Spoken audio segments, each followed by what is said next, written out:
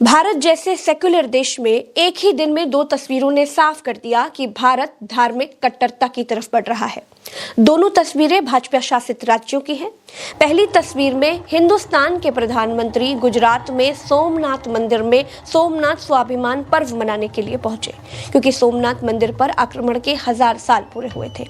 भारत देश के प्रधानमंत्री धर्म गुरु की तरह हाथ में डमरू बजाते हुए हिंदू आबादी को खुश कर रहे थे।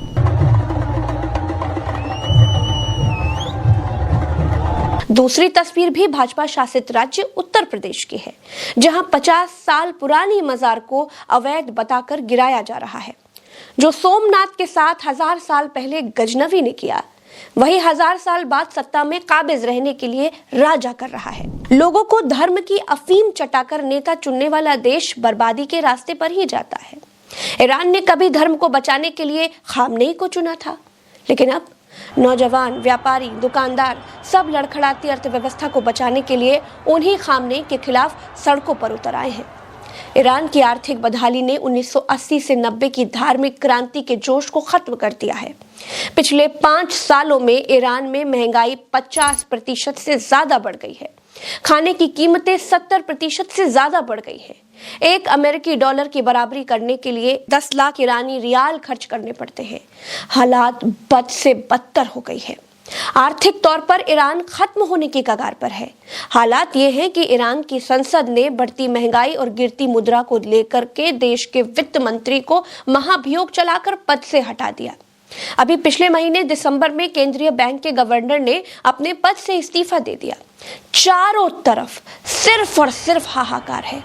लोग सड़कों पर हैं, प्रदर्शन उग्र हैं। 500 से ज्यादा लोगों के मारे जाने की खबरें हैं। अकेले तेहरान में 300 से ज्यादा लोग मारे गए हैं। दोस्तों, 1950 के दशक में ईरान के लोकतांत्रिक ढंग से चुने गए प्रधानमंत्री को ब्रिटिश और अमेरिकियों ने सत्ता से बेदखल कर दिया था। क्यों? क्योंकि उसने मुल्क के तेल उद्योग का राष्ट्रीयकरण कर दिया था। उसके बदले एक कट्टर अमेरिका के वफादार शाह को ईरान की गद्दी पर बिठा दिया गया। तब ईरान ने इजराइल को मान्यता दे दी और बदले में सैन्य सहयोग हासिल किया। तेहरान और तेल अवीव के बीच सीधी उड़ानें शुरू हो गई। अमीर ईरानी इजरायली नाइट क्लबों का मजा लेने लगे। ईरान का मध्यम वर्ग नाराज होने लगा। लोगों की नाराजगी अमेरिका और इजराइल के लिए लोगों के गुस्से का फायदा खामनेई ने उठाया। इस्लामिक क्रांति हुई, शाह को सत्ता से बेदखल कर दिया गया। अमेरिका ने इराक में 10 साल लंबे युद्ध को प्रायोजित किया, जिससे इस्लाम को मानने वालों की सत्ता का अंत किया जा सके।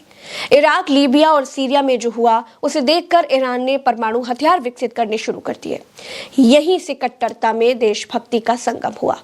खामनेई की जय जयकार होने लगी। राष्ट्रवाद लोगों के लहू में बहने लगा। लेकिन हिंदू धर्म में कहावत है कि भूखे पेट भजन नहीं होता। आज ईरान में लोग सड़कों पर हैं। धार्मिक कट्टरता आर्थिक विकास को कुंद कर देती है। जिस रास्ते पर ईरान चला, वो कट्टरता का रास्ता था। कट्टरता हमेशा अपने साथ बदहाली लाती है। उसी सेम रास्ते पर भारत को भाजपा सरकार लेकर जा रही है। आज प्रधानमंत्री डमरू बजा रहे हैं, लोगों को मजा आ रहा है। आज 50 साल पुरानी मजारें अवैध बताकर तोड़ दी जा रही हैं।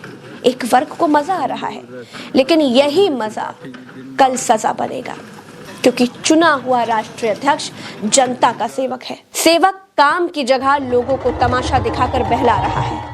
भारत का रुपया ईरानी रियाल की तरह गिर रहा है।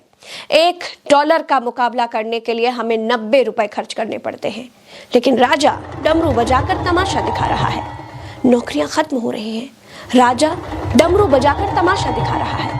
आरक्षण को धूर्तता से खत्म किया जा रहा है, राजा डमरू बजाकर ध्यान भटका रहा है। राजा रील को रोजगार बता रहा है और डमरू बजा रहा है। ये जो रील्स पर रील्स बन रही है ना, सारी क्रिएटिविटी दिख रही है, उसमें भाजपा और एनडीए की नीतियों का बहुत बड़ा योगदान है। पकौड़े तलने को रोजगार बता रहा है और डमरू बजा रहा है। राजा की बोलती ट्रंप के आगे बंद हो जाती है।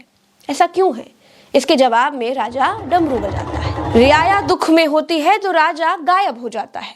राजा बेटी बचाओ का नारा लगाता है, लेकिन उसके ही लोग अंकिता भंडारी जैसी बेटी को नोच डालते हैं। राजा चुप रहता है। राजा भारत के लोगों की आंखों पर धार्मिक पट्टी बांध रहा है। जिससे कि लोग सवाल ना पूछने पाए। राजा अंकिता भंडारी की बरसी नहीं मनाता है, लेकिन राजा 1000 साल पहले मंदिर पर हमला हुआ था, उसके लिए सोमनाथ स्वाभिमान पर्व मनाने के लिए डमरू बजाते हुए पहुंच जाता है। राजा होशियार है। राजा को मालूम है कि धार्मिक आधार पर किसी भी देश को 40-50 साल तक बड़ी आसानी से मूर्ख बनाया जा सकता है। 40-50 साल बाद राजा सत्ता में नहीं होगा, लेकिन देश होगा। उसके बाद देश का जो होगा सो होगा।